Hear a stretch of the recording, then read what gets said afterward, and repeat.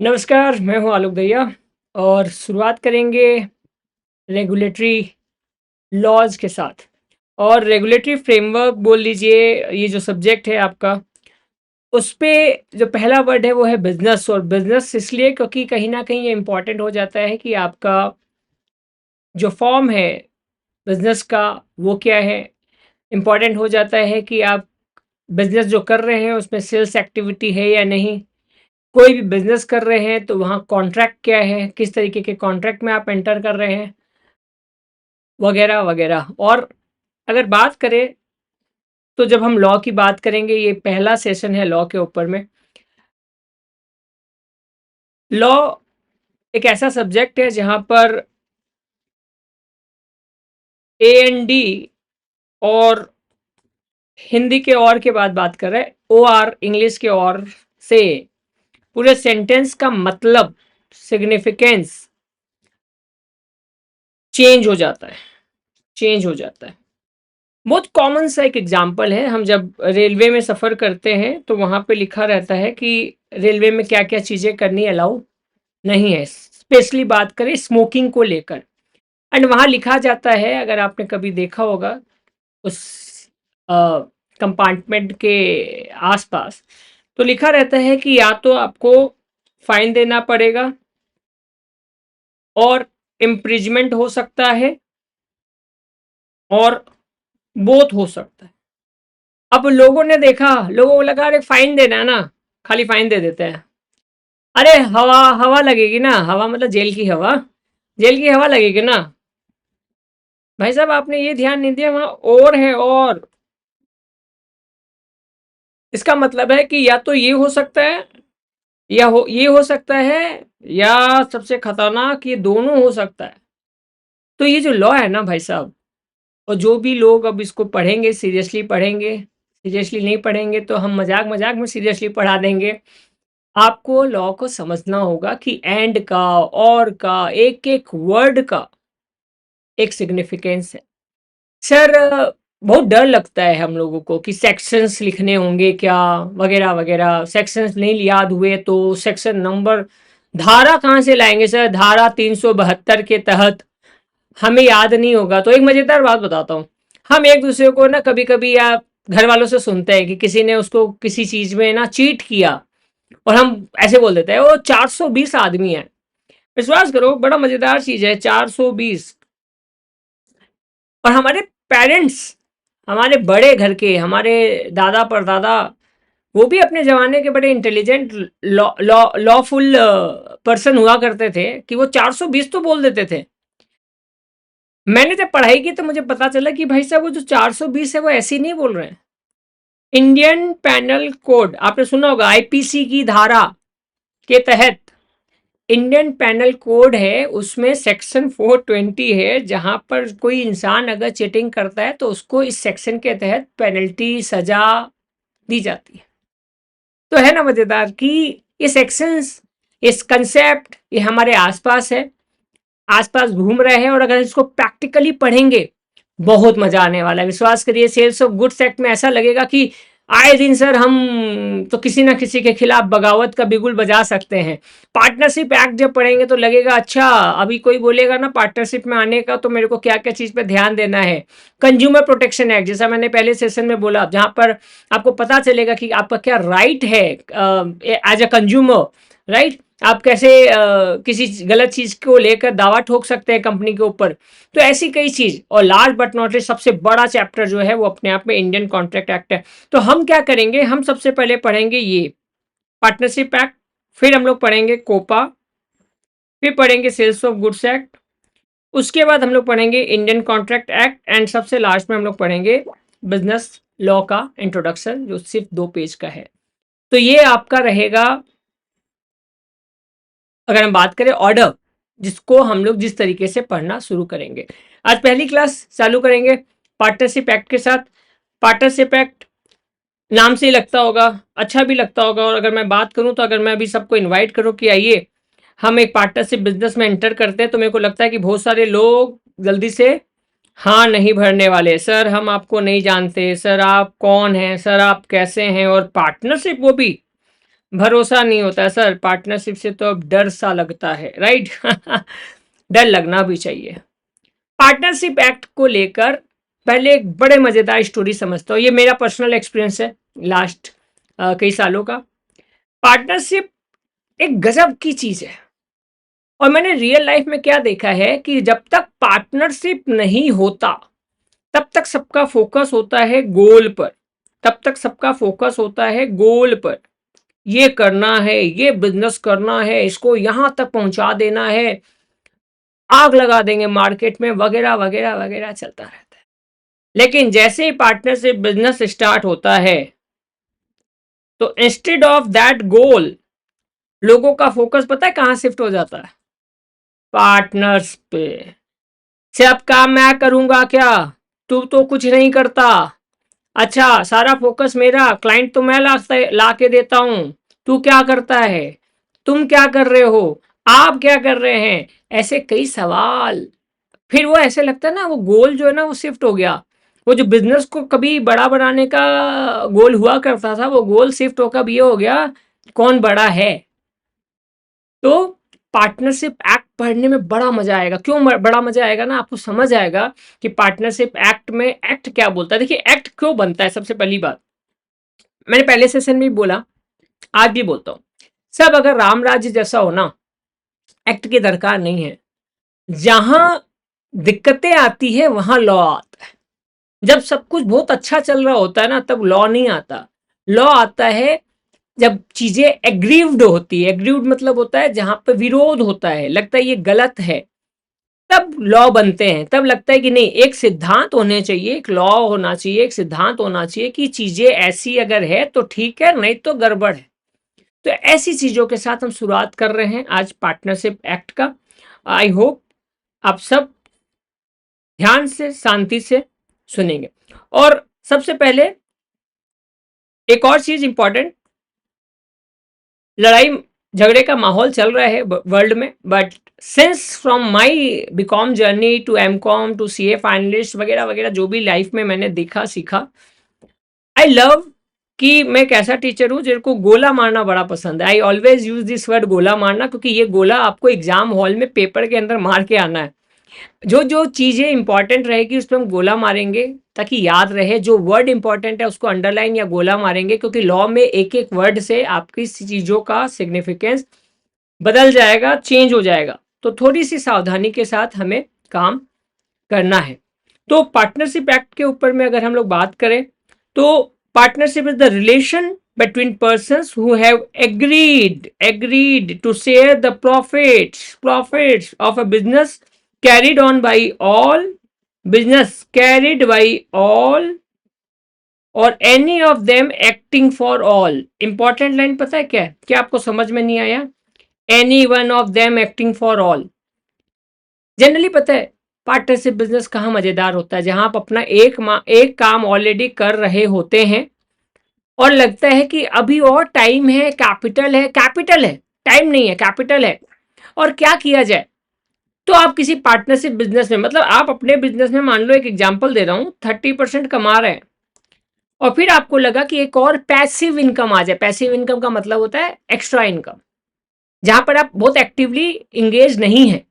तब आपने एक पार्टनरशिप कर ली कि भैया 10% के लिए पार्टनरशिप कर रहा हूं, और आप वहां पे क्या बोलते हो, बस मैं रिस्क में हूं, हिसाब बनाना होना तो आ जाना, इसके बाद जो भी चीज है आप रिप्रेजेंट करो। इट्स अ पार्टनरशिप फर्म, आप रिप्रेजेंट करो। तो a business carried on by all, या तो सब लोग इस बिजनेस को कैरी कर रहे हैं, या कोई एक इंसान जो बाकी लोगों के लिए एक्टिंग कर रहा है कि yes we are into a partnership and I am representing the entire team.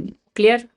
Next, elements elements of partnership. Number 1, association of 2 और मोर पर्संस, 2 या 2 से ज्यादा लोग। सर इंडिविजुअल होगा तो सोल प्रोप्राइटरशिप बनता है। वहां पे क्या बनता है? Sole proprietorship, right. फिर वहां पर आपका करेंट अकाउंट बनता है, राइट। फिर आप नॉर्मल सेविंग्स अकाउंट से काम नहीं चलाते जनरली। तो 2 या 2 से ज्यादा आदमी का एसोसिएशन चाहिए। Partnership is an association of 2 और more, only person recognize by law can enter. Recognize by law का मतलब sir only person recognized by law can enter into a partnership agreement. A firm, since it's not a person recognized by law, cannot be a partner. Sir ये क्या मतलब, cannot be recognized by law?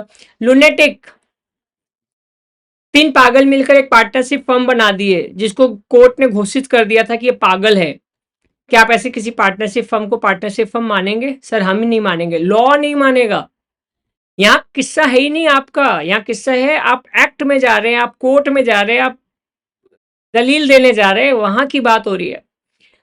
A firm, since it's not a person recognized by law, cannot be a partner. A minor cannot be a partner in a firm. A minor मतलब simple सा, जो 18 plus नहीं है, जो 18 plus नहीं है। A minor cannot be a partner in a firm but with the consent of, consent word को underline कर लीजिए, कंसेंट का मतलब होता है इच्छा। कंसेंट मतलब इच्छा, सबने अपनी इच्छा रख दी। Yes, by the consent of all the partners may be admitted to the benefits of partnership, तब आप उसको एडमिट कर सकते हैं। बहुत इंपॉर्टेंट लाइन है, इसको ब्रैकेट में डाल दीजिए, बहुत इंपॉर्टेंट। इसमें क्वेश्चन बनता है कि एक माइनर पार्टनर बन सकता है। द आंसर इज, अब लॉ क्या बोलता है ना, लॉ में हर चीज में ना इफ और बट होता है। एक मैंने अभी बोला ना, एंड और if but is equal to law, लिख लो, एंड और if but is equal to law. ये 4 शब्द, लॉ एक बार आपको बोलेगा ये हो सकता है, सब्जेक्ट टू ये ऐसा होगा तो नहीं भी हो सकता है। तो आपको लॉ की भाषा को समझने में थोड़ा सा समय लगेगा, लेकिन मजा बहुत आएगा। तो अभी क्या बोला, 18 प्लस जो नहीं है वो माइनर है। 18 प्लस नहीं है तो वो माइनर है, वो पार्टनर नहीं बन सकता। लेकिन अगर पार्टनरशिप फर्म के, क्योंकि उनको 2 से ज्यादा आदमी चाहिए, तो उस कंडीशन में लेकर अगर वो सारे लोगों के बाकी के जो पार्टनर है उनके कंसेंट से अगर फर्म में ऐड किया जा रहा है तो चलेगा। तो ये क्या था, कभी हाँ कभी ना, हाँ भी बोल रहे हैं विद द क्लॉज। ये लॉ का मजा है। आपको एक बात में बोलेगा हाँ ऐसा हो सकता है, सब्जेक्ट टू ये है, ये मम्मी पापा की बातों की तरह है लॉ। तुमको ये चाहिए बेटा, हाँ दिला देंगे, सब्जेक्ट टू एग्जाम में ऐसा मार्क्स चाहिए। तो लॉ बहुत मजेदार है। Next, the partnership act is silent about the maximum number of partner. Maximum number कितने भी हो सकते हैं, but section of companies act, क्योंकि कंपनीज एक्ट भी है, has now put a limit of 50 partners in an association partnership firm. Partnership act बोलता है अनलिमिटेड हो सकता है। क्वेश्चन बन जाएगा, पार्टनरशिप एक्ट क्या बोलता है, कितना नंबर हो सकता है? आंसर है अनलिमिटेड हो सकता है। लेकिन कंपनीज एक्ट, इसको बोलते हैं लॉ एलियड लॉज। मम्मी ने ये बोला, मासी ने ये बोल दिया, अब ये मिलजुल के सरकार चल रही है। पार्टनरशिप एक्ट बोला अनलिमिटेड हो सकता है, कंपनीज एक्ट उसके साथ में काम करता है, बोलता भाई मेरे लिए है कि 50 से ज्यादा नहीं हो सकता। अगर 50 से ज्यादा हो रहा है ना तो फिर मामले को किसी दूसरे तरीके से ट्रीट किया जाना चाहिए। तो ये मैजिक है। तो एक एक लाइन पर है ना, एक एक पॉइंट है, एक एक पॉइंट मिलेगा। और हो सकता है पार्टनरशिप का सेशन करते करते आपके अंदर का एक लॉयर जगह के बाहर निकल जाए, तो कोई बड़ी बात नहीं है। Agreement, point number 2, partnership must be the result of an agreement, must be the result of an agreement between 2 or more persons। Obvious है एग्रीमेंट तो चाहिए, बिना एग्रीमेंट के सर आजकल हम किसी से बात भी नहीं करते हैं, ऐसा जमाना आ गया। This element relates to the voluntary contractual, underline करिए, voluntary contractual nature of partnership. Voluntary contractual का मतलब होता है वॉलेंट्री कॉन्ट्रेक्चुअल पार्टनर। अब मैं हर समय जाऊंगा क्या अपने हर एक पार्टनर के साथ, ये कसम है हम क्या बोलते हैं 3 जिस्म एक जान, पार्टनरशिप कर लिए तो हम 4 जिस्म एक जान, 50 की पार्टनरशिप हो गई तो 50 जिस्म एक जान। मतलब कहीं एग्रीमेंट करने जाएंगे, जैसे दोस्तों में होता है, दोस्तों में ना पार्टनरशिप का बड़ा स्ट्रांग फीलिंग होता है, ए तू कहीं जाएगा ना मेरे को भी लेके जाएगा तब मैं मानूंगा, अकेला तू गया ना नहीं मानूंगा। तो 50 लोग किसी एग्रीमेंट, कोई किसी क्लाइंट से मिलने जा रहे हैं तो 50 लोग एक साथ जाएंगे, 50 लोग एक साथ, ये रैली नहीं हो रही किसी चीज की, राइट। तो ये कॉन्ट्रेक्चुअल, वॉलेंट्री कॉन्ट्रेक्चुअल नेचर है, जहां एक दूसरे को रिप्रेजेंट कर रहे हैं, पार्टनरशिप फर्म को रिप्रेजेंट कर रहे हैं, राइट। दिस एग्रीमेंट में बी एक्सप्रेस और इम्प्लाइड, सर एक्सप्रेस और इम्प्लाइड वर्ड को अंडरलाइन कर दीजिए, from the acts done by partners and from A consistent course of conduct showing mutual understanding between the team it may be oral in writing, तो underline कर लीजिए, oral भी हो सकता है, इन राइटिंग भी हो सकता है। सर अगर वर्बली बोल दिया कि मैं इसका पार्टनर हूँ, कोर्ट में केस चला गया तो माना जाएगा, क्योंकि आपने ओरली अगर ये एक्सेप्ट कर लिया है तो। नंबर 1।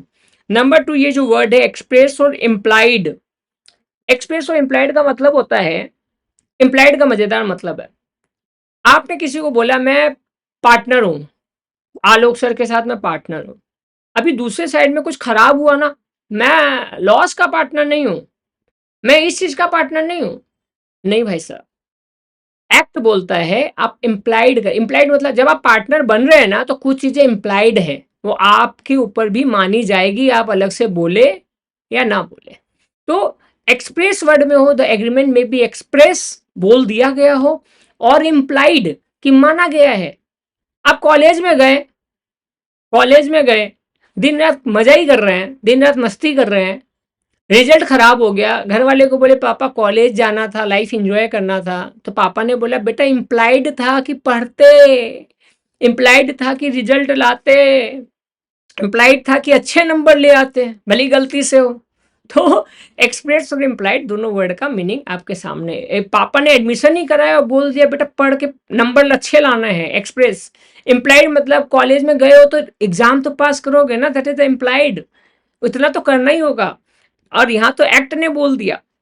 नेक्स्ट इज बिजनेस, एक बिजनेस होना चाहिए। Business in the country we will consider two proposition, first there must exist a business, अगर ऑलरेडी एक एग्जिस्ट है business. The term business includes every trade, occupation and profession, ठीक है। T C F trade, sorry T O F trade, occupation and profession. Trade जो trading अपने जानते हैं, occupation and profession, profession मतलब डॉक्टर, चार्टर्ड अकाउंटेंट लोग partnership करके काम करते हैं, डॉक्टर जनरली पार्टनरशिप नहीं करते। डॉक्टर अगर हम लोग बात करें तो ऑक्यूपेशन वाइज चीज़ों में ज़्यादा एंगेज रहते हैं, प्रोफेशन वाइज सीए वगैरह ये प्रोफेशनली पार्टनरशिप बना के जनरली अपने बिजनेस को बढ़ाते हैं, ये एक नॉर्मल प्रैक्टिसेस है। The existence of business is essential. Secondly the motive of the business is the acquisition of gains, फायदा लेना, ये कहीं ना कहीं दिमाग में रहता है, which leads to the formation of partnership. Therefore can be no partnership where there is no intention to carry on the business and to share the profit there of. ये इंपॉर्टेंट लाइन है, bracket में डाल दीजिए। मतलब अगर उसको हम business partnership नहीं मानेंगे जहां पर आपका इंटेंशन ही नहीं है बिजनेस कैरी करने का और उस पर प्रॉफिट कमाकर आपस में शेयर करने का, तो सर इसका मतलब मिसगाइड करने के लिए भी पार्टनरशिप फर्म बनाते हैं क्या लोग? हाँ बनाते हैं, इसीलिए लॉ ने ये डाल दिया कि अगर पार्टनरशिप फर्म नहीं माना जाएगा अगर उसका इंटेंशन ही नहीं है बिजनेस कैरी करने का और प्रॉफिट को शेयर करने का, तो फिर हम उसको पार्टनरशिप फर्म नहीं मानेंगे। क्लियर है? Next, agreement to share profits, जैसा हमने पहले कहा, the profit of sharing of profit is an essential feature, underline the essential feature of partnership. There can be no partnership where only one of the partner is entitled to the whole of the profit with the business. ये हो नहीं सकता।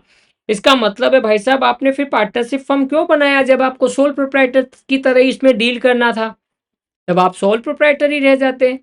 आपने unnecessary को देखो, ये पूरा partnership act है ना, ये जितनी रुकावटें हैं इसमें कंपनीज एक्ट का खाली रोल नहीं है यहाँ पर, इसमें इनकम टैक्स एक्ट का भी रोल है। क्योंकि कई सारे लोग हैं ना अपने प्रॉफिट को डाइवर्ट करने के लिए पार्टनरशिप एक्ट का हेल्प ले लेते हैं, पार्टनरशिप फर्म बना लेते हैं, झुट्टे मुट्टे वाला है, झुट्टे मुट्टे वाला। तो वहां पर इस चीजों को रोकने के लिए बोला गया कि भैया जब तक सब में नहीं बटेगा तो प्रॉफिट नहीं माना जाएगा, तो मतलब उसको पार्टनरशिप फर्म नहीं बोलेंगे। अगर कोई अकेला आदमी पार्टनरशिप बना के अकेला ही खा रहा है तब भी उसको नहीं मानेंगे। तो कहीं ना कहीं इंपॉर्टेंट है, partners must agree to share the profits in any manner they choose. वहां मैनर कुछ भी हो सकता है लेकिन शेयरिंग होना चाहिए, पार्टनर मतलब sharing. However, an agreement to share losses is not an essential element। Share losses का कोई एसेंशियल एलिमेंट नहीं हो सकता। इसके पीछे का रीजन बताता हूँ। कहीं कहीं पे लोग पार्टनरशिप फर्म बनाते हैं, किसी का एक्सपर्टाइज होता है, उनको पार्टनर्स चाहिए होते हैं, उसमें मेरे जैसे एक पार्टनर बन गया जो कैपिटल लगा रहा है, बिजनेस के लिए कैपिटल चाहिए, कैपिटल लगा रहा है, और इस शर्त पे ही कैपिटल लगाया सॉरी, पार्टनरशिप फर्म इसी शर्त पे बना कि भैया मैं सिर्फ कैपिटल लगाऊंगा और प्रॉफिट का हिस्सा लूंगा, मैं लॉस का हिस्सा नहीं लूंगा। हो ही सकता है।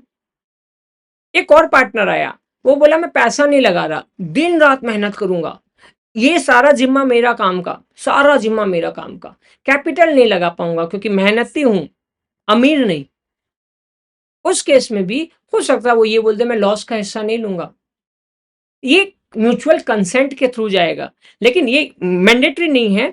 That is partner must agree to share losses. However, an agreement to share losses is not an essential element. It is open to one or more partners to agree to share all the losses.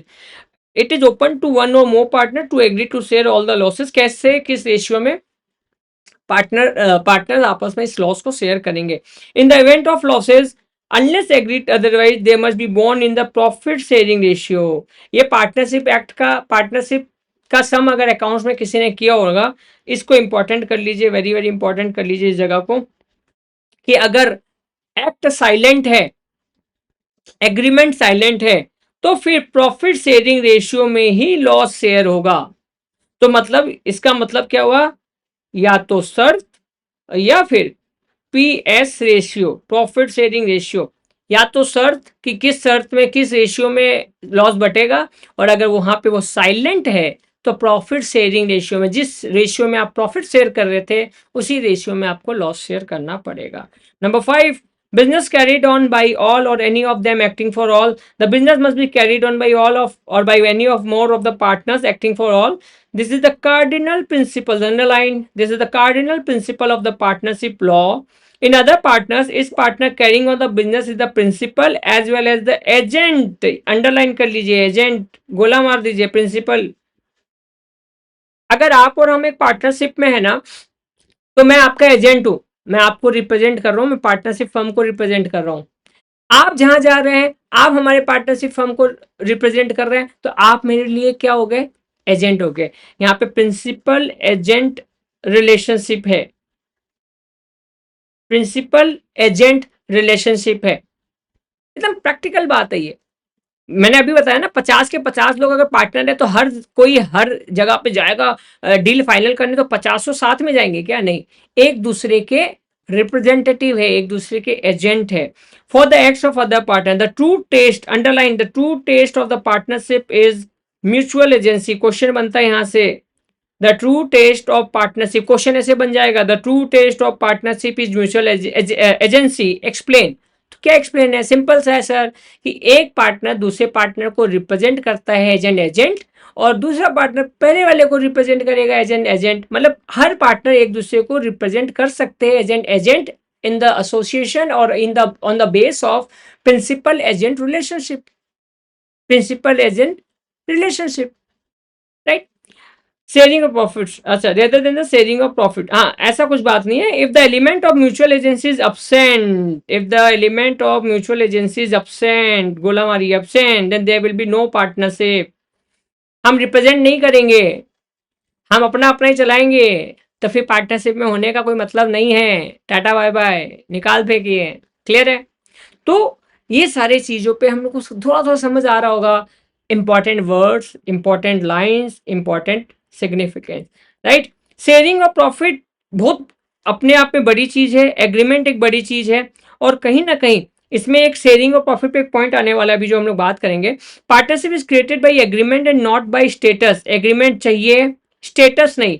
Status का मतलब होता है कभी कभी कोई किसी के बदले भी रिप्रेजेंट कर जाता है तो हम लोग स्टेटस बोल देता है, बाई डिफॉल्ट नहीं है यहाँ पे। यहाँ बाई डिफॉल्ट नहीं है, जैसे कंपनीज है बाई स्टेटस होती है, कोई आए कोई जाए, कोई जिंदा रहा कोई मर गया, कंपनी जिंदा रहती है। बट यहाँ पर एग्रीमेंट का फर्क है, यहाँ पर हो सकता है किसी के मरने या नहीं मरने या जीने से पार्टनरशिप एक्ट में, पार्टनरशिप एक्ट या पार्टनरशिप फर्म में असर पड़ सकता है। The relation of partnership arises from contract and not from the status, and in particular, the members of Hindu undivided family carrying on a family business such as, or a business Buddhist husband and wife carrying on business as such are not partners in such businesses. दो चीज लिख लीजिए कहीं पे बगल में, HUF और आपका Buddhist husband, Burmese Buddhist husband. इस दो केसेस में क्या है, HUF हिंदू अनडिवाइडेड फैमिली होता है, हिंदू अनडिवाइडेड फैमिली में कर्ता होता है जो मेन पर्सन होता है। शायद आपने कभी ना कभी पहले किसी ना किसी सब्जेक्ट में पढ़ा होगा, the difference between partnership and HUF। अब HUF में क्या होता है ना, बाय डिफॉल्ट फैमिली का जो सबसे बड़ा मेल है उसको कर्ता बना दिया जाता है, बाकी लोग जो जन्म लेता है, जन्म लेते के साथ ही HUF का मेंबर बन जाता है। पार्टनरशिप में ऐसा नहीं होने वाला। पार्टनरशिप में आपको पार्टनरशिप फर्म में रजिस्टर करना ही पड़ेगा, तब आप माने जाएंगे, अदरवाइज नहीं। Sharing of profit, the sharing of profits of gross returns arising from property by persons holding a joint or common interest in that property does not of itself make persons partners. The receipt by a person of a share of the profit of a business or a payment contingent upon the earning of profits or varying with the profits earning by business does not of itself make। बड़ा लंबा है ये, इसको एकदम short में अपने कर देते हैं, सिंपल सा लॉजिक बता देते हैं। पार्टनरशिप फर्म के अंदर मजेदार बात है, शेयरिंग ऑफ प्रॉफिट में कोई पार्टनर अगर गुजर गया तो उसकी वाइफ को वो हिस्सा मिलता है। देखिए यहाँ पे बताता हूँ, यहाँ पे ये रहा, person engaged or about to engage in any business by a servant or agent or as a remuneration by a widow or child of a deceased partner as an annuity। Partnership firm था, एक partner चंद्रबिंदु हो गया, चंद्रबिंदु का मतलब ऊपर चला गया, तो वो जो पैसा है, वो पैसा वहां पर उसके जो शेयर जो है, पेमेंट है और लेंडर ऑफ मनी है जो उसको मिलने वाला था पार्टनरशिप फर्म को, वो उसके agent to remuneration by a widow or child of a deceased partner as an annuity. अब सर क्वेश्चन है एन्युटी क्या होता है? एन्युटी के लिए छोटा सा वर्ड बता देता हूं। एन्युटी का मतलब होता है perpetual fixed amount fixed interval. Please लिख लीजिए, fixed amount fixed interval perpetual. Perpetual का मतलब होता है बार बार लगातार, बार बार लगातार, जब तक आपको पैसा मिलना होगा तब तक मिलता जाएगा, राइट राइट। फिक्स्ड अमाउंट 5,000 तो 5,000, फिक्स्ड इंटरवल हर महीने तो हर महीने। और आप इसको समझना चाहे तो वो तीजी वर्ड में बता देता हूँ। EMI पेमेंट करते हैं ना, अगले 10 महीने के लिए 5,000 का ही पेमेंट जाएगा, एन्युटी है, बाई नेचर एन्युटी है। लेकिन आपको जो इलेक्ट्रिक बिल आता है ना, हर महीने आएगा, बार बार लगातार आएगा। यस सर, ये क्राइटेरिया पास हो गया, ये क्राइटेरिया पास हो गया, हर महीने आएगा, इंटरवल वाला क्राइटेरिया पास हो गया। लेकिन अगर आप सोचेंगे कि अमाउंट सेम हो, इलेक्ट्रिक बिल का अमाउंट सेम आता है क्या? नहीं आता सर, तो उसको हम एन्युटी नहीं मानेंगे। जनरली एन्युटी टर्म का वर्ड जो है ना वो यूज किया जाता है ओल्ड एज वाले लोगों को, जब पेंशन मिलता है, उनको ग्रेचुइटी मिलता है, एन्युटी मिलता है, वहां पर होता है कि हर महीने सेम अमाउंट उनको पेंशन फंड के हिसाब से, पेंशन के हिसाब से मिलता है, that is called annuity. Annuity में और भी टाइप है जो आगे जाकर हम लोग बात करेंगे आराम से। Next is mode of determination existence of partnership। there was an agreement between all the persons and the agreement was to share the profit। ये एक नॉर्मल क्वेश्चन बनता है, यहाँ पे ज्यादा टेंशन नहीं लेना है। टेंशन यहाँ लेना है जहां से इंपॉर्टेंट क्वेश्चन आने वाला है कि काइंड्स ऑफ पार्टनरशिप क्या होता है। एक नोट कर लीजिए, गोला मार लीजिए, पार्टनरशिप एट विल। विल क्या होता है? अपने एक दूसरे को बोलते हैं ना एग्जाम आते समय, भाई विल पावर मजबूत रखना, विल मजबूत होना चाहिए। विल जो है ना, according to section 7, sir section याद करना है क्या? नहीं करना। Partnership act, will is a partnership means no fixed period, underline कर लीजिए, no fixed period has been agreed upon the duration of partnership. There is no provision made as the determination of the partnership, कोई भी provision made नहीं है। This two condition must be satisfied before a partnership can be regarded as a partnership at will. Sir याद कैसे करें? जब तक है जान, शाहरुख खान मूवी है ना, जब तक है जान, शाहरुख खान एक्टर रहे उसमें। तो पार्टनरशिप एट विल का मतलब है जब तक आप चाह रहे हैं तब तक ही आपका पार्टनरशिप जिंदा है। जिस दिन बाकी लोग आके बोल दिए, कोई फिक्स पीरियड नहीं है, जब तक बाकी लोग आके बोल दिए भैया अभी खत्म करना है, खत्म। तो जब तक है जान, Shahrukh Khan, partnership at will. Partnership for a fix period, पहले डिसाइड कर लिए भैया 3 साल के लिए पार्टनरशिप फर्म है, 2 साल के लिए पार्टनरशिप फर्म है। तो इस तीनों पॉइंट में देखना ना, आपको यही दिक्कत आएगा पार्टनरशिप एट विल को समझने में। तो इसको आप याद कर लिए ना, जब तक है जान, शाहरुख खान, तो आपका काम आसान हो गया। अब नेक्स्ट तो इजी है ना, partnership for a fix period, name suggest itself कि भैया जब तक फिक्स पीरियड है, तो सिंपल सा कॉन्ट्रैक्ट कर दिया गया कि तब तक है जब तक हम लोग चाह रहे हैं, जैसे ही वो टर्म एक्सपायर हुआ पार्टनरशिप खत्म हो गया। पर्टिकुलर पार्टनरशिप किसी खास पर्पज के लिए बनाया गया partnership, organise for the prosecution of a single adventure as well as for a conduct of a continuous business where a person become partner with another in any particular adventure or undertaking.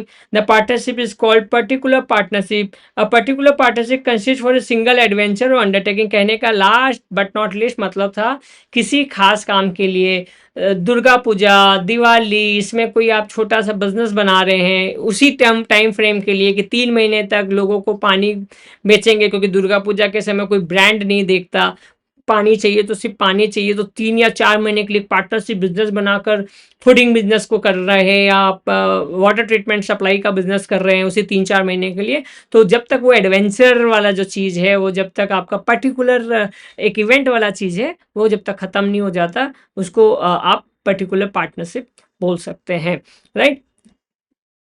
Last but not least, general partnership is constituted with respect to the business in general. It is called a general partnership, जहाँ कुछ specifically बोला नहीं गया, partnership act के हिसाब से registration करके काम कर रहे हैं। In case particular partnership, the liability of partners extend only to that particular adventure, there is no such case of general partnership. अब दुर्गा पूजा के लिए आपने पार्टनरशिप फर्म बनाया, 3 से 4 महीने के लिए बनाया, और आपने लिख दिया कि आलोक सर के साथ हमने एक पार्टनरशिप बिजनेस किया है जो इसी इवेंट के लिए है, राइट। अब वो इवेंट खत्म होने के बाद अब जाकर मैं किसी को बोल रहा हूँ मेरे पार्टनरशिप फर्म के लिए रुपया दे दीजिए, पार्टनरशिप फंड के लिए लोन दे दीजिए, मैंने लोन ले लिया, मैंने अपने बाकी लोगों को रिप्रेजेंट कर दिया, एजेंट बन गया, तो मेरे पर केस हो सकता है, मेरे पे स्यू किया जा सकता है, क्योंकि वो पार्टनरशिप तो उसी पर्पज के लिए था जो खत्म हो गया था। जबकि जनरल में क्या है, गोइंग ऑन कंसर्न जैसा हालात है, वहां पर कुछ भी ऐसा स्पेसिफिकली मेंशन नहीं किया गया। तो आपके सामने 4 चीज था, विल, फिक्स पीरियड, पर्टिकुलर और जनरल। WFPG ऐसे ना छोटा छोटा आपको लिखना पड़ेगा ताकि याद रहे, एग्जाम टाइम में इतना फुर्सत नहीं मिलेगा। WFPG, W will, F F F F fix period, P is also period, particular partnership, G is the general. और फिर इसमें धीरे धीरे प्रैक्टिस करते करते इसमें ना नया नया वर्ड जिगलिंग करेंगे हम लोग, समझेंगे कि और कैसे आसान किया जा सकता है। टाइप्स ऑफ पार्टनर्स, नंबर 1, बहुत अच्छा पॉइंट, इंपॉर्टेंट, लिख लीजिए इंपॉर्टेंट, एक्टिव पार्टनरशिप। एक्टिव से मत डरिएगा, ये जो दूसरा वर्ड है ना बगल में, ऑस्टेंसिबल पार्टनर, तो ऑब्वियस एक्टिव पार्टनर का मतलब क्या है, जो हर काम में करने के लिए, हर काम को करने के लिए रेडी है। उसके ऊपर सबसे इंपॉर्टेंट बात क्या है, who has become a partner by agreement and actively participates in the conduct of partnership business. He acts as an agent of the other partner for all acts in the ordinary course of business. In the event of his retirement, he must give a public notice. ये important line है, इसको colour कर दीजिए अलग वाला। Public notice देना पड़ेगा अगर रिटायरमेंट करता है, टू एब्जॉल्व हिमसेल्फ और liability for acts of other. Otherwise क्या होगा ना, जो एक्टिव है, जो सबको दिख रहा है, जो सबके सामने है, तो फिर कल को कुछ गड़बड़ होगा तो कौन किसको पकड़ेगा, उसी एक्टिव को पकड़ेगा। तो उसको जब भी रिटायरमेंट लेना हो ना, एक पब्लिक नोटिस देना जरूरी बनता है उसके सेफ्टी के लिए। नेक्स्ट इज स्लीपिंग और dormant partner, as the name suggest himself sleeping partner. Sleeping partner जो मैंने थोड़ी देर पहले बोला, कैपिटल है, कैपिटल लगा दूंगा, लेकिन वो ज्यादा काम वाम नहीं होने वाला, राइट। तो he does not actively take part in the conduct of the partnership business, they share profits and losses and are liable to third parties for all the act, लेकिन चेहरा सामने नहीं आएगा। तो यहाँ पर क्या है ना, ऐसे बना लो, चेहरा सामने आ रहा है, यहाँ पे क्या है ना, चेहरा सामने नहीं आ रहा है, राइट। यहाँ चेहरा सामने नहीं आ रहा है, स्लीपिंग पार्टनर है, कैपिटल लगा दिया, प्रॉफिट लॉस के लिए भी रेडी है, लेकिन एक्टिव नहीं है। Nominal partner, a person who lends his name to the firm without having any real interest in the firm. He is not entitled to share the celebrity के case में ना ऐसा वाला ज्यादा देखने को मिलता है, अरे अमुक सेलिब्रिटी उसके साथ पार्टनर है, उसको ना उस फर्म को अपना नाम दे दिया, लेकिन उसको ना कोई रियल इंटरेस्ट नहीं है। He is not entitled to share the profits of the firm, neither does he invest in the firm, nor take part in the conduct of the business. However, he is liable to third parties for all acts of the firm. सबसे dangerous type का हो गया sir ये तो partnership, nominal नाम है लेकिन सारी चीज़ों के लिए जिम्मेवार है। तो सर ऐसा पार्टनर तो बनेंगे क्या? नहीं बनेंगे सर, नहीं बनना चाहता। जनरली सेलिब्रिटी लोग बनते हैं, वो एक्चुअली क्या होता है ना, कोई ब्रांड बना लिया। Mahendra Singh Dhoni is very popular in such kind of activities, कि भाई कम से कम स्पॉन्सरशिप कर दिया, मैंने रिप्रेजेंट कर दिया अपने आप को, तो नॉमिनल पार्टनर बन जाते हैं। Partner in profits only, sir हर इंसान ये वाला पार्टनर बनना चाहेगा। जी हाँ, हर इंसान इस तरीके का partner. A partner is entitled to share the profits only without being liable for the loss, right? Name suggest, easy हो गया। Incoming partner, person who is admitted as a partner into an already existing firm with the consent of the all existing partner consent. Incoming partner, such a partner is not liable to any act of the firm done before his admission as a partner. मैंने आपको किसी एक firm के अंदर invite कर दिया, obvious incoming call, incoming partner, और पुराने जितने पाप थे ना, मैंने बोल दिया ये भी जिम्मेवार है। आप बनोगे जिम्मेवार? नहीं बनोगे। तो यहाँ पर भी नहीं है जिम्मेवार। इनकमिंग पार्टनर इजी, मजेदार। Last, outgoing partner, sir as the name suggest, जाने के बाद भी कोई कर्मकांड होगा, आपका नाम लिया जाएगा, मानोगे क्या? नहीं सर, नहीं मानेंगे। तो नोटिस वोटिस देना बनता है क्या? हाँ सर बनता तो है, दे देंगे तो अच्छा रहेगा, नहीं तो फंसा देंगे। हाँ तो बात करते हैं ना। A partner who leaves firm in which the rest of the partners continue to carry on the business is called retiring और आउटगोइंग पार्टनर। दूसरा नाम retiring. Such a partner remain liable to third party for the all acts of the firm until public notice, जो मैंने अभी बोला, public notice नहीं देंगे तो आप लाइबल रह जाएंगे। पब्लिक नोटिस दे देंगे तो फिर रिटायरमेंट मान लिया जाएगा, फिर आप उसके बाद के किसी एक्ट के लिए जिम्मेवार नहीं है। Partner by holding out, important कर लीजिए, क्वेश्चन एग्जाम में बनता है। Partner by holding out, when a person represents himself or knowingly permits himself to be represented as a partner in a firm when fact he is not, he is liable like a partner in the firm to anyone whom the faith of such representation give credit. इसको अपने अच्छे word में बोले क्या? आ बैल मुझे मार, आ बैल मुझे मार। होल्डिंग आउट, पार्टनरशिप फर्म नहीं है, आप रजिस्टर्ड भी नहीं है उसके अंदर, आपका नामो निशान नहीं है, बट आप खुद से गए बोल दिए कि मैं तो आलोक सर का पार्टनर हूँ, हम बिजनेस कर रहे हैं, हम ये हैं, हम वो है, और सामने वाले के पास आपने अपने आप को वैसे ही रिप्रेजेंट किया, पैसा ले लिया आपने आलोक सर के नाम से, ये दिखा के कि पार्टनरशिप फर्म में है। कल को आपको आपने पैसा नहीं दिया, वो आदमी मेरे को कांटेक्ट किया, मैंने पूछा कौन था, बोला फलाना ढिमकाना था, कोई मिस्टर फलाना ढिमकाना। मैंने बोला क्या क्या सबूत दिए थे, उसने बोले ये दिया। सीधा जाकर मैं कोर्ट में, पुलिस में कंप्लेन करूंगा, बताऊंगा कि देखिए इस आदमी ने अपने आप को ये रिप्रेजेंट किया कि ही इज माई पार्टनर। तो पार्टनर बाई होल्डिंग आउट, आ बैल मुझे मार, खुद से बता रहा है कि हाँ मैं इनका पार्टनर रहा हूँ। गलत कर रहे हैं ना, आप मिस रिप्रेजेंट कर रहे हैं अपने आप को, तो आपको वहां पर पार्टनर मान लिया जाएगा। धोखे वाला पार्टनर हो आप। कौन से वाले? धोखे वाले पार्टनर।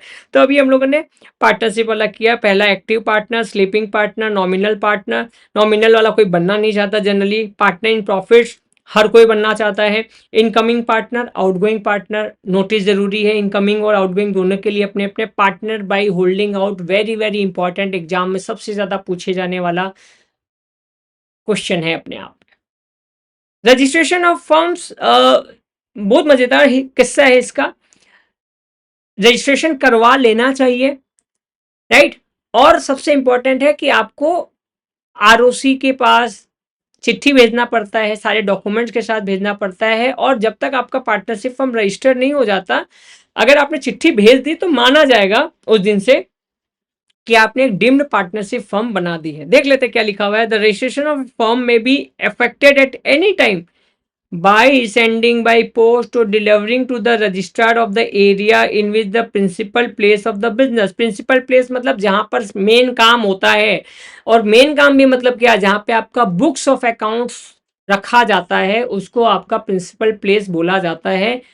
मैक्सिमम टाइम लॉ है ना यहाँ पर, एक ही रिलेटेड पार्टी डिस्क्लोजर या रिलेटेड पार्टी का अलग अलग एक्ट में अलग अलग मतलब है, अलग अलग दायरा है, तो ये लॉ है, इसीलिए इसको लॉ बोला जाता है, राइट? तो यहाँ पर ये समझिए प्रिंसिपल प्लेस का जनरली मतलब होता है जहाँ पे आपका बुक्स ऑफ अकाउंट्स को रखा जाता है। तो द फर्म इज सिचुएटेड और प्रपोज टू बी सिचुएटेड, या तो जहाँ पे सिचुएटेड है या होगा। A statement in the prescribe form, the statement shall be signed by all, important, signed by all the partners or by their agents। कभी कभी एक पार्टनर अमेरिका में रह रहा है तो उसका जो रिप्रेजेंटेटिव है, एजेंट है, वो भी साइन कर सकता है। स्पेशली ऑथोराइज्ड, वो एक लेटर खुद लिख के देगा कि हाँ ये मेरा एक एजेंट है जो मेरे बदले साइन कर सकता है। The statement shall also be verified in the manner prescribe, verified Aadhaar card, verified pan card, verified documents चाहिएगा। तो कहने का मतलब क्या है, आपका फर्म को अगर आप पोस्ट से डॉक्यूमेंट सेंड कर दिए या जाकर डिलीवरी कराए, कहाँ पे, रजिस्ट्रार में और वहाँ पे which principle place of business of the firm, right, जहाँ सिचुएटेड है उसका रजिस्ट्रार, उस एरिया का रजिस्ट्रार, हर एक एरिया के रजिस्ट्रार होते हैं, तो उस एरिया के रजिस्ट्रार को जाकर आपको ये सारी चीजें देकर आनी है। नेक्स्ट, रजिस्ट्रेशन बोला जाता है कि सेटिस्फाइड अगर हो जाता है रजिस्ट्रार, सेटिस्फाइड वर्ड को अंडरलाइन कर लेते हैं। The provision had been duly complied the sell record on entry, registrar call the register of firms and sell filed the statement, then he said issue है, important कर लीजिए, certificate of registration, please COR, certificate of registration. However, registration is deemed to be completed as soon as possible, as soon as the prescribed form with the prescribed fees, underline prescribed fees, prescribed form, prescribed fees, prescribed forms, and necessary detail, prescribed form, prescribed fees, or necessary details concerning the particulars of partnership is delivered to the registrar। Clear है? आप जब भेज भी देते हैं ना, अभी अभी हम लोग पढ़ेंगे यहाँ पर कि if the statement in respect of any firm is not sent or delivered to the registrar within the time specify, तब आपको फिर ना लेट रजिस्ट्रेशन के ऊपर में पेनल्टी भी पे करना पड़ता है। देन द फर्म में be registered on payment, to the registrar of a penalty of 100 rupees per year of delay, 100 rupees per year of delay और ए पार्ट देयर ऑफ, 100 रुपया करके आपको डिले का पेमेंट करना पड़ जाएगा। ये एक दिक्कत है। Consequences of non registration, very very important. यहाँ पे सर एक बार वापस से बता दीजिए ना, कुछ सिंपल सा है, सारे डॉक्यूमेंट्स को जमा रखना है, रजिस्ट्रार को भेजना है, प्रिंसिपल जो ऑफिस है उसके जो दायरे में, प्रिंसिपल ऑफिस के जो दायरे में रजिस्ट्रार आ रहा है उसके पास ये या तो भिजवाना है कोरियर से या खुद जाके देकर आना है, राइट। फिर वहां से सर्टिफिकेट ऑफ रजिस्ट्रेशन मिलेगा, वहां पे प्रिस्क्राइब फॉर्म, ये वर्ड याद रख लीजिए, हर जगह यूज करना मिलेगा आपको लॉ में, प्रिस्क्राइब फीस, प्रिस्क्राइब फॉर्म और प्रिस्क्राइब और नेसेसरी डिटेल्स, ये हर जगह लाइफ में है। तो prescribe fees, prescribe form, prescribe और आपका नेसेसरी डिटेल्स, ये तीन चीज के साथ आप जमा करते हैं। अगर आप लेट होते हैं तो आपको पेनल्टी लगता है। पेनल्टी को अंडरलाइन कर लीजिए। एक चीज हमेशा ध्यान रखिएगा, पेनल्टी चाहे किसी भी वर्ड्स में लिखा हुआ हो, वहां पर 100 रुपीज है ना, तो बगल में आप 100 रुपीज को 100 करके 100 पर ईयर के हिसाब से, डिले के हिसाब से आप तो न्यूमेरिकल में लिख लीजिएगा, न्यूमेरिकल जल्दी याद रहता है इंस्टेड ऑफ वर्ड्स के, right. Next, which is very very important, which is very very important, क्या है sir question, consequences of non registration, consequences of non registration. Feng shui देखा होगा आपने, फेंगशुई में ना एक सिंबल है, जो सिंबल आपको ये दिखाता है, जो आपको ये दिखाता है कि कहीं ना कहीं इंपॉर्टेंट हो जाता है हैप्पीनेस, हैप्पीनेस के लिए फेंगशुई सेक्शन 69 शायद याद हो जाए, consequences of non registration. Partnership act बोलता है ना, अगर रजिस्टर नहीं भी करो तो आप पार्टनरशिप में हो, चलता है, लेकिन उसका साइड इफेक्ट ज्यादा है। साइड इफेक्ट क्या है, प्लीज प्लीज जरूर से ध्यान रख लीजिए। Although registration of firm is not compulsory, yet the consequences or disability of non-registration have a persuasive pressure for their registration। मतलब सर ये तो गजब का रिश्ता है, सिचुएशनशिप टाइप का।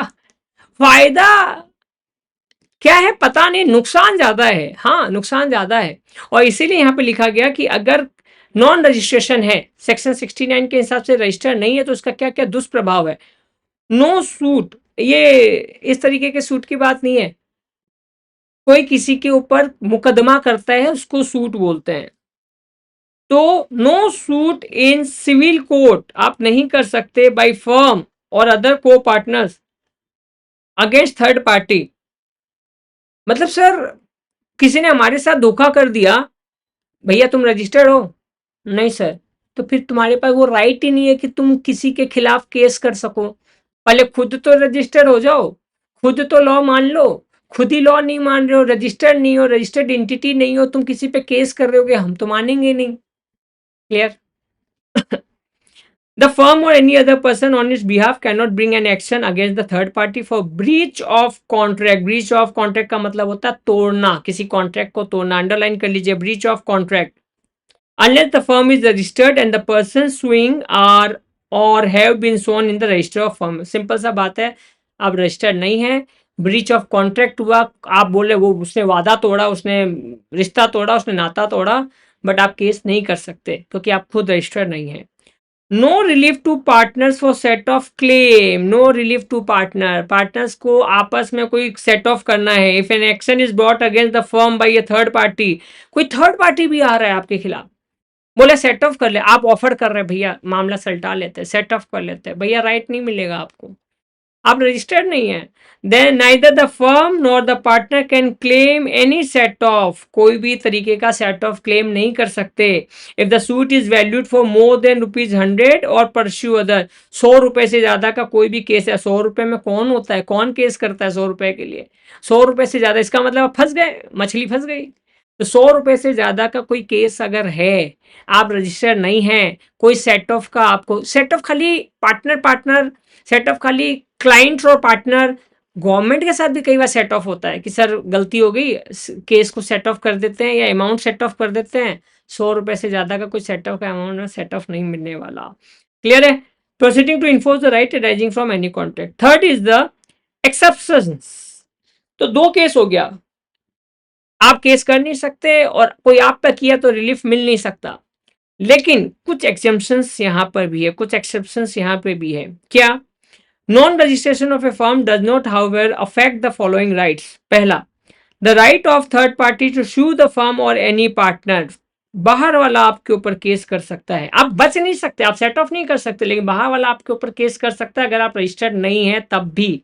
उल्टा डबल केस करेगा, एक तो रजिस्टर्ड भी नहीं है, धोखाधड़ी भी कर रहा है, वादा भी तोड़ता है, फालतू आदमी है सर, फालतू फर्म है sir. The right of partner to sue for the dissolution of the firm or by the accounts of a dissolved firm or for the realization of the property of a dissolved firm. The right of partner to sue for the dissolution of the firm. Partners को लगा कि धोखाधड़ी चल रही है, गलत हो रहा है, ऑब्वियस है ना, एक फर्म रजिस्टर्ड नहीं हुई, रजिस्टर्ड नहीं हुई तो धोखाधड़ी चल रहा है, धोखाधड़ी चल रहा है तो बाकी के पार्टनर को लगा गलत हो रहा है, केस ठोक दिया कि भैया फर्म को डिसॉल्व करवाइए, माननीय महोदय फर्म में वो कुछ हो रहा है जो होना नहीं चाहिए, मैं नाराज हूँ, मैं भी एक पार्टनर हूँ, कृपया फर्म को डिसॉल्व कर दीजिए एज राइट। और डिसॉल्व होने के बाद याद है वो अकाउंट्स की एंट्री, डिसॉल्व एज पर वो resolution number dot dot dot dated dot dot dot. तो the realisation of the property, sir पैसा नहीं दिया, पार्टनरशिप फर्म बनाया गया था, बोला गया था ये करेंगे वो करेंगे, रजिस्टर करेंगे, कुछ नहीं किया गया, तो अभी मेरे को ना पैसा चाहिए, मेरा जो प्रॉपर्टी है उसको बेच दीजिए डिसॉल्व फर्म का। हाँ मिलेगा, रिजॉल्व किया गया। सर रजिस्टर्ड नहीं है, अरे रजिस्टर्ड नहीं है तभी तो धोखाधड़ी कर रहा था और भी ज्यादा, ये माना जाता है, ये परसेप्शन है, इंटरप्रिटेशन है। इंटरप्रिटेशन मतलब एक ही चीज को अलग अलग तरीके से सोचना। Third, the power of an official assignee receiver of court to release the property. Official assignee, assigner और असाइनी, प्लीज दो वर्ड लिख लीजिए, असाइनर और असाइनी। कोई चीज किसी को हम असाइन करते हैं ना, तो गवर्नमेंट क्या करता है, मान लीजिए ये डिसोल्यूशन का केस है, आपको क्या लगता है जज साहब खुद आकर डिसॉल्व करेंगे क्या? ऑफिशियल असाइनी अपॉइंट किया जाएगा या रिसीवर ऑफ कोर्ट होगा जो बोलेगा पैसा बेचो, प्रॉपर्टी बेचो, पैसा उगाओ। उगाओ मतलब पैसा की अगुवाई वो करो, क्या बोलते हैं, रिसीव करो, उसको रिसीवर ऑफ कोर्ट बोलते हैं, right. Last but not least, the right to sue और claim a set off if the value of the suit does not exceed 100 रुपए से नीचे वाला कोई केस है ना, सेट ऑफ करना है, अनरजिस्टर्ड चल जाएगा। भाई कौन 100 रुपया के नीचे के लिए सेट ऑफ का अप्लाई करेगा? बट ठीक है, लॉ लिखा है, हम लोगों को लॉ लिखना है, राइट, समझना है, हम लोग समझ रहे हैं, राइट। सर छोटा सा और टॉपिक है, खत्म कर देते फिर। Dissolution of the firm, firm को फिर डिसॉल्व क्यों करते हैं? तो according to section 39 Indian partnership act, dissolution of the firm, dissolve firm means the discontinuation of the legal relation existing between all the partners, but when only one or more partner retires or becomes incapacitated, incapacitated word को लिख लीजिए, incapacitated मतलब हो सकता है retire हो गया, as हो गया, राइट, एक्सीडेंट हो गया, वो काम करने लायक नहीं बचा, उसको इनकैपेसिटेड बोलते हैं। काम को इतना प्रेशर था, बेचारा पागल हो गया, तभी इनकैपेसिटेड हो सकता है। खाली ऐसा नहीं है कि फिजिकल तरीके से, मेंटल तरीके से भी लोग इनकैपेसिटेड हो जाते हैं। वो फाइनेंशियली भी इनकैपेसिटेड हो सकता है, वो खुद अपने रियल लाइफ में ही बेचारा वो हो गया, क्या बोलते हैं, इंसॉल्वेंट हो गया। तो ऐसे लोग को आप अपने पार्टनरशिप फर्म में तो नहीं रखेंगे ना। तो उस केस में इनकैपेसिटेड एक ब्रॉड वर्ड है, फाइनेंशियल भी हो सकता है, हेल्थ वाइज भी हो सकता है, मेंटल हेल्थ वाइज भी हो सकता है, फिजिकल हेल्थ वाइज भी हो सकता है। From acting as a partner due to death, ये भी हो सकता है, इंसॉल्वेंसी भी हो सकता है, इंसैनिटी भी हो सकता है। तो the partnership relation between such a partner is dissolve but rest में डिसाइड टू कंटिन्यू। बट हो सकता है सर वो एक आदमी आउट ऑफ 1 2 3 4 5 कोई एक आदमी नहीं करना चाह रहा हो, या रिटायर हो गया हो, या इनकैपेसिटेड हो गया हो, या डेथ हो गया होगा, या इंसॉल्वेंसी हो गया। इस केस में उसको छोड़कर बाकी के लोग तो रह सकते हैं। हाँ, बाकी के लोग रह रहे हैं, बाकी के लोग रह रहे हैं। There is in practice, so no dissolution of the firm, the partner goes out but the remaining partner carries on the business of the firm। तो डिसोल्यूशन जो हो रहा है ना, उसमें दो कंडीशन है, कभी कभी ये होता है कि पूरा फर्म डिसॉल्व हो जाता है, कभी कभी जिसको जाना होता है वो चला जाता है, बाकी के लोग रह जाते हैं।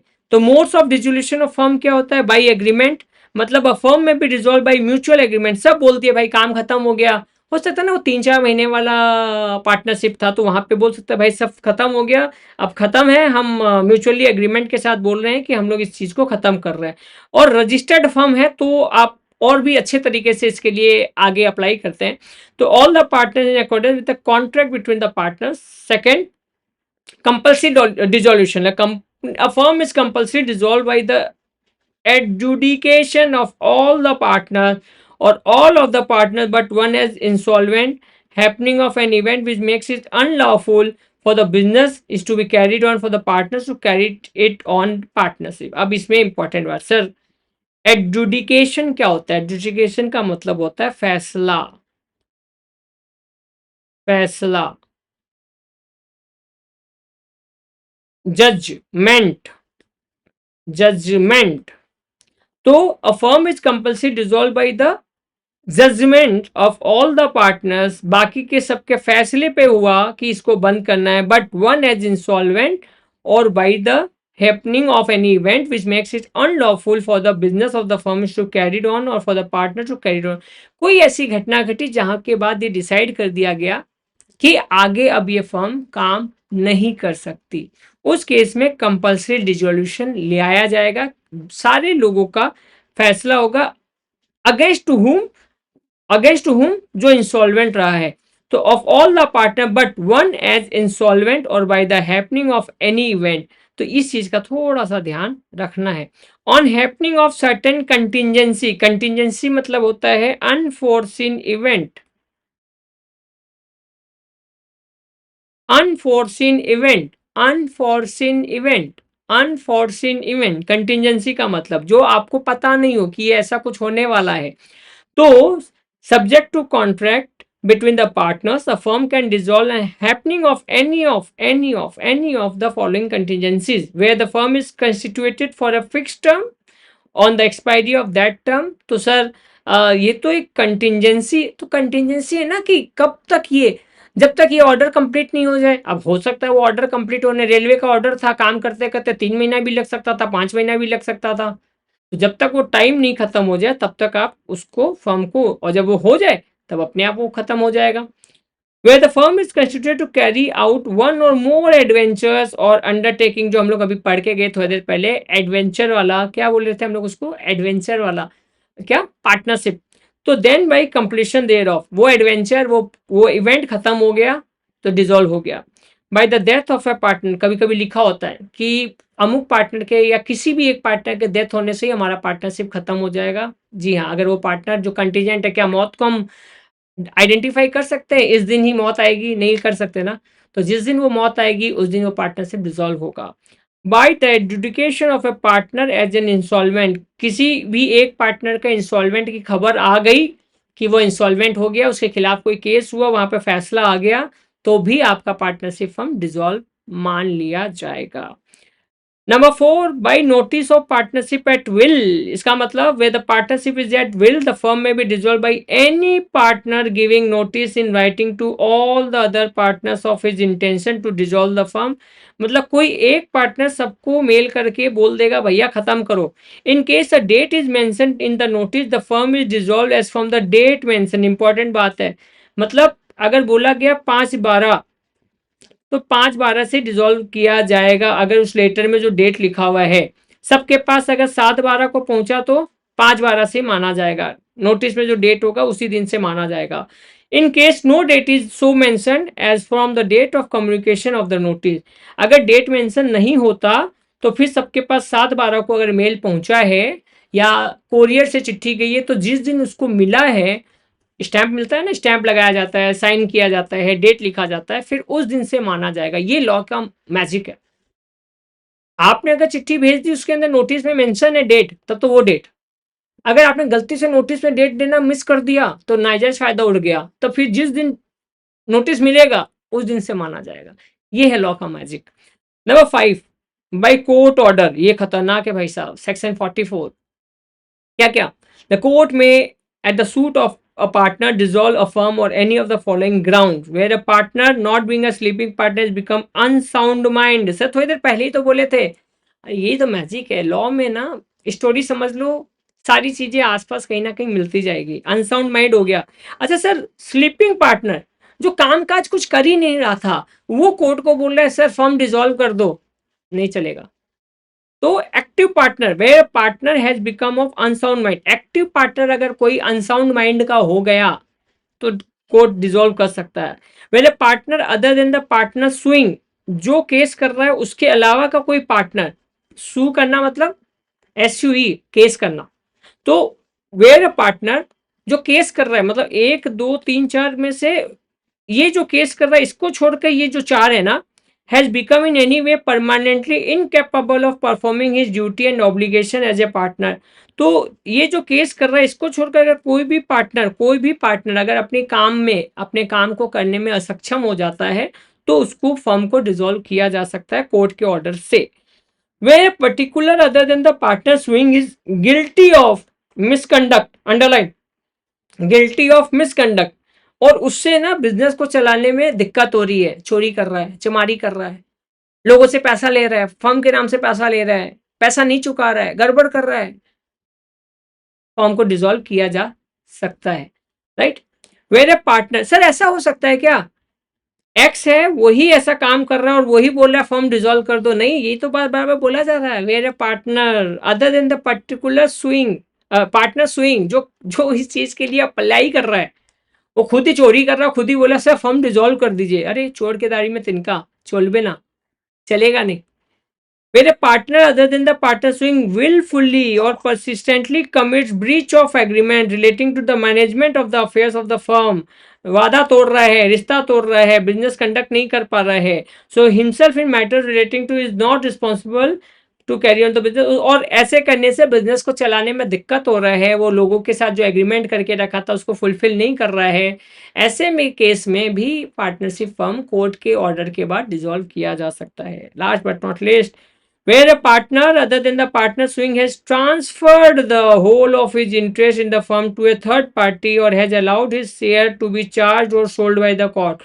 अब पार्टनरशिप फर्म बना था तो तीनों चारों पार्टी एक दूसरे से कनेक्टेड थे। अचानक इस भाई साहब के मन में आया इसने अपने पार्टनरशिप वाला राइट किसी थर्ड पार्टी को बिना इन सब के कंसेंट के बेच दिया, सल्टा दिया, तो कोई भी एक आदमी जाके बोल देगा सर इस पार्टनरशिप फर्म को डिसॉल्व करो, हमको उनको नहीं लेना। अरे दोस्ती का रिलेशन ले लो भाई, 4 दोस्त थे अच्छे, एक ने ना बिना पूछे खुद सटक गया और चौथे दोस्त को बुला लिया, बाकी तीनों दोस्त को पसंद नहीं था, वो दोस्त चिट्ठी कर दी भैया डिसॉल्व करो, हमारे को ऐसा पार्टनरशिप फ्रेंडशिप वाली पार्टनरशिप नहीं चाहिए। सिंपल, कोर्ट बोलेगा ओके ठीक है डिसॉल्व करो। Where the business of the firm can not be carried on except at loss, business जो है ना कैरी नहीं कर पा रहे, लॉस के केस में नहीं, एक्सेप्ट एट ए लॉस, तो where the business firm can not be carried on except at a loss, मतलब कोई और कारण से, लॉस के कारण से नहीं कैरी कर रहा, तब आप डिसॉल्व नहीं बोल सकते कोर्ट को। लॉस बोले, गवर्नमेंट बोलेगा, कोर्ट बोलेगा भैया मेहनत करो, ये थोड़ी है लॉस कर रहे थे तो बोले डिसॉल्व कर लो। तो ऑन, तो यहाँ पे the where the benefit of the firm can not be carried when the right, the business of the firm can not be carried, कोई भी कारण से आप कैरी नहीं कर पा रहे, कंप्लाइंसेस के कारण से, नए नए रूल आ गए उस कारण से, वहां पर आप बोल सकते हो सर हम लोग इस बिजनेस को कैरी नहीं कर पा रहे due to this reason, loss reason नहीं होना चाहिए खाली, वहां पर कोर्ट डिसॉल्व करवा सकता है। Last but not least, on just and equitable ground, on just and equitable grounds कि भैया हम चाहते हैं कि इस पार्टनरशिप फर्म को डिसॉल्व कर दो, कोर्ट हम आपस में अलग होना चाहते हैं, इस तरीके से आप कोर्ट को डिसॉल्व, फिर आप म्यूचुअल एग्रीमेंट में जाकर उसको ख़त्म कर सकते हैं। आज इतना ही करेंगे, क्योंकि अब उसके बाद जो पढ़ना है वो हम लोग को लिमिटेड लायबिलिटी पार्टनरशिप एक्ट पढ़ना है, जो कि नेक्स्ट सेशन में पढ़ेंगे। Thank you, thanks a lot. Revision जरूर से करिएगा, समझिएगा, पहला क्लास है, लॉ को समझने में थोड़ा सा दिमाग को प्रेशर देना, लेकिन एंजॉय करेंगे हम लोग लॉ को, क्योंकि लॉ के अंदर एक्ट का मजा है, और का मजा है, एंड का मजा है, इफ का मजा है, और बट का मजा है। Thank you, thanks a lot, bye bye.